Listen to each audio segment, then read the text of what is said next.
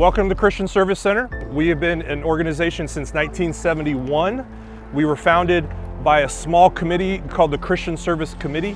And it was just 6 churches downtown that were seeing people sleeping on their doorsteps, and they decided that they needed to pool their resources and try to figure out how they could better help people. We are definitely a faith-based organization, but there's no requirement for people to have any type of faith commitment here. We don't ask anybody about their faith. We do offer some Bible studies during the day, but it's not required. You can come on and off the property anytime you want, right? We're not checking you for anything. We're not saying, hey, who are you? Why are you here? Or anything like that. If you look a certain way or you act a certain way, we're not stopping you from coming on the campus. We are open and welcome to all people, all shapes, all sizes, all types. As long as you are not impeding anybody else's ability to get services, you are allowed to be on the campus. We are a comprehensive day service center. While the Christian Service Center owns the 1.8 acres and the 4 buildings here, we are not the only organization operating here. Right now, I could not even tell you how many nonprofits are doing work here because it changes that rapidly. Last count, we have 18 organizations that are doing some type of work out here at least once a month. One partner does pay rent because they're required to for their Medicaid license. Other than that, everybody is here as our guest, and we're happy to have them here.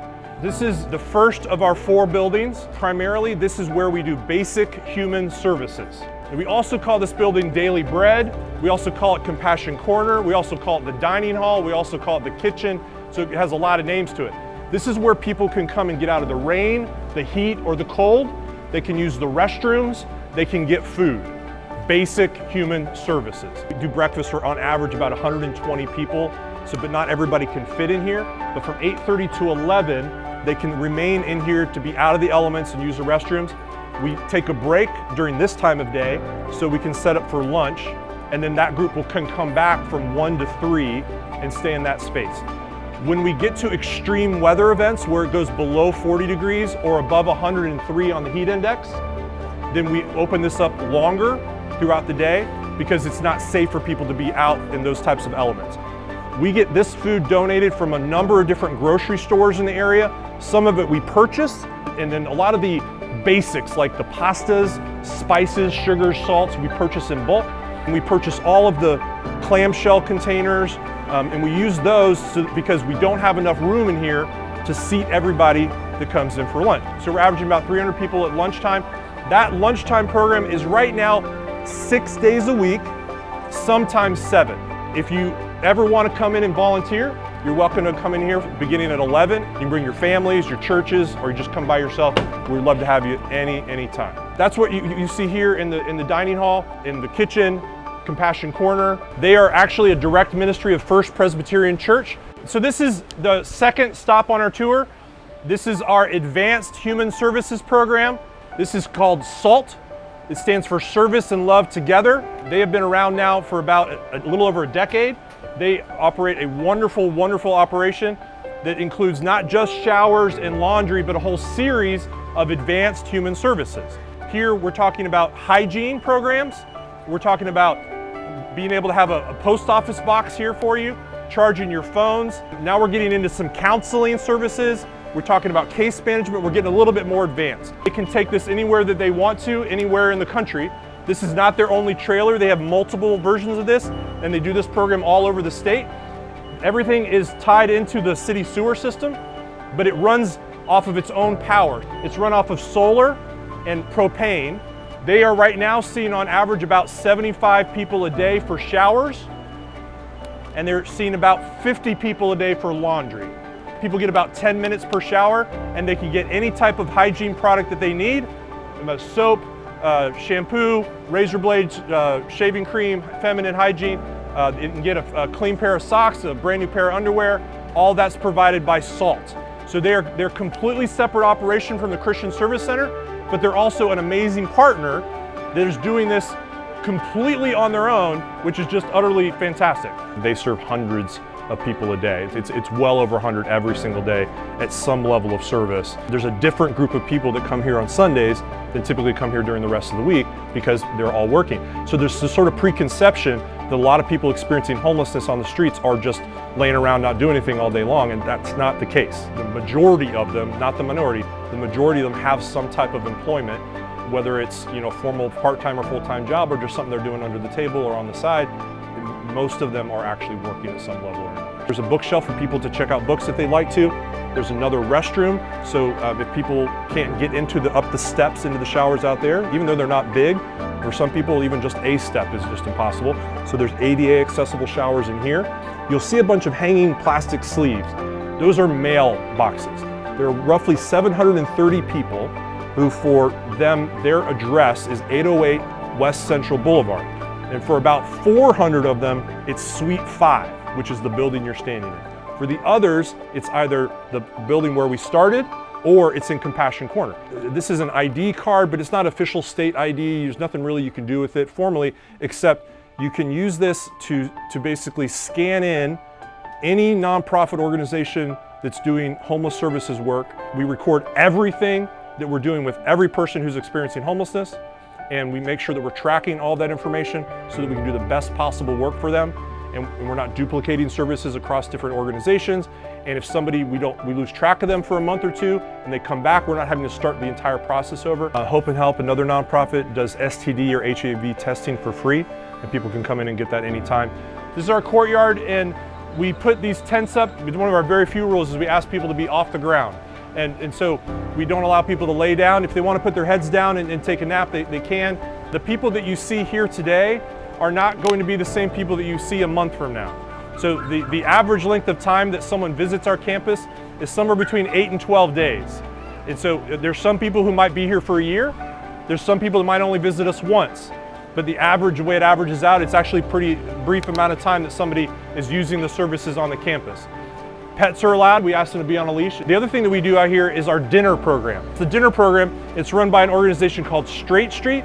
They've been operating since 2009. It's another great nonprofit in the community. They set up a whole series of tables out here. Instead of people standing in line for the food, in the evening they have a seat, and then they actually have volunteers to go and serve people at their seats. So it's a much more dignified process. We average around 200 to 250 people for dinner.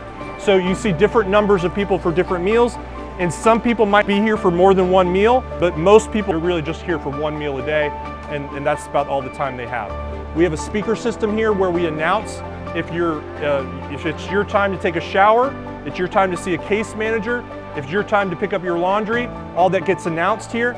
We also have an emergency PA system, so in an emergency we can make calls from any of the phones on property, and we can call an evacuation, or we can call a lockdown. So this is where I want to talk to you a little bit about security. So we see fire rescue out here about 5 times a week on average. In the summer, it gets double or even triple that. Cardiovascular disease, respiratory disease like COPD, emphysema, and asthma, and neurological issues that cause seizures. Those are also the 3 leading causes of death in the United States. So we have Narcan all over the property. We've only had to use it, to my knowledge, in 3 years, had to use it 4 times. So people would think, oh gosh, there's going to be overdoses all the time. But that's not the case. The people that are seeing us, they don't have resources to go out by spending money on pretty much anything. We see people out here because they're ill. This is a very fragile population of people. They tend to be older.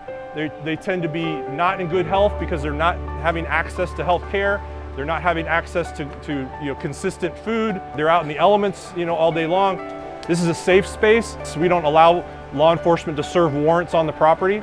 Phone charging stations out here, brand new ice machine, and water for anybody that ever needs to access it. This is the unique boutique. This program is set up like a store, it operates like a store, except that you can't actually buy anything in here. What you can do is you can provide a voucher, and if they have not received a voucher within the last 2 weeks, then they are eligible to receive one if they request it. The most important thing that we always need donations for is always shoes, flip-flops, sandals, whatever. We don't need high heels, we don't need dress shoes, we just need shoes that people can walk around in. Then socks, then pants or shorts or jeans are gold, and then underwear, and it has to be brand new underwear, and then belts.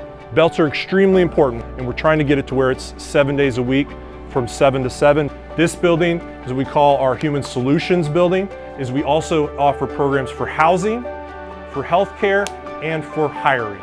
First Step Staffing, they are another nonprofit partner of ours. They are the largest nonprofit staffing company in the United States. They're based out of Atlanta. They have offices from the West Coast to the East Coast. They see people whether they are homeless or not. This is a staffing company. They place people into part-time or full-time jobs. Last year, they placed 136 people into part-time and full-time jobs. More than 90% of them were adults experiencing homelessness when they came in and were placed for the job. So this year, they're on track to, last I heard, to place 230 people in positions. And again, most of them, but not all, are people experiencing homelessness. This will become a mental health clinic. It'll be the first of its kind anywhere in Central Florida that's specifically a mental health clinic for adults experiencing homelessness.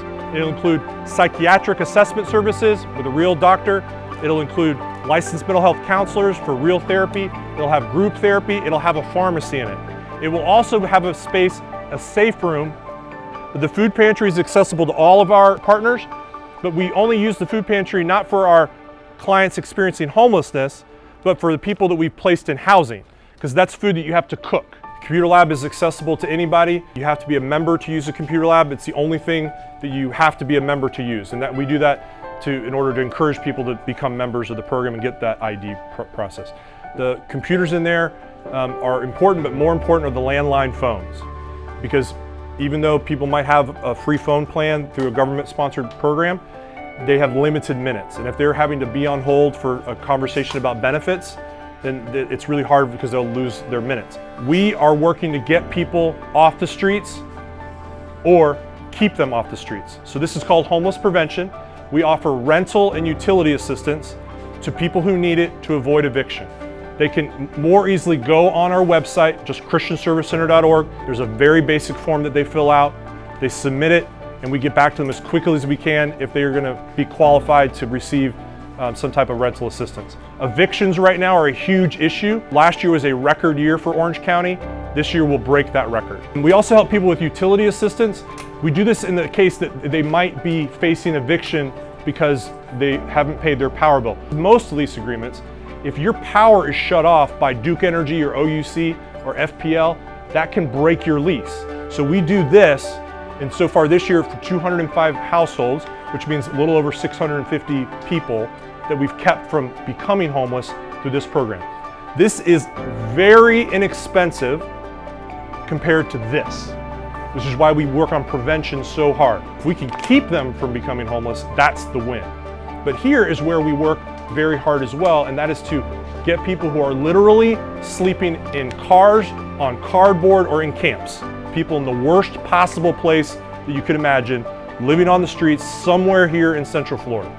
Most of the people that we serve are in Orange County. The majority of the people that we serve are within 1.5 miles of where we're standing. These represent a household of people. Each one of these keys represents a person. So this could be an adult, this could be a child. And so these are adults and children. So far, since January, we've lifted 286. It's all based on how much funding we can find from different partners somewhere in the world. The costs of these are different, and there's different ways that we do housing. All of the green keys, we use the term reunification. We're taking that person or that family, we're putting them on a bus, a plane, or a train, and we're getting them to a safe household. In order for them to be reunified, it has to be with a family member or somebody who has convinced us that that is a safe place for them to go, and they have to have given us written verification that they are going to take that person or that family in, and they will have a safe place. And then we follow up with that family later to make sure that that has worked out the way that we want it to, and in every instance it works out.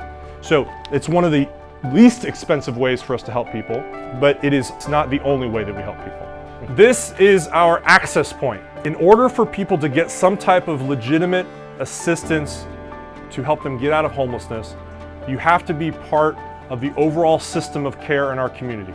The ambassadors are one of 55 different agencies that are part of that system of care. We call it the continuum of care.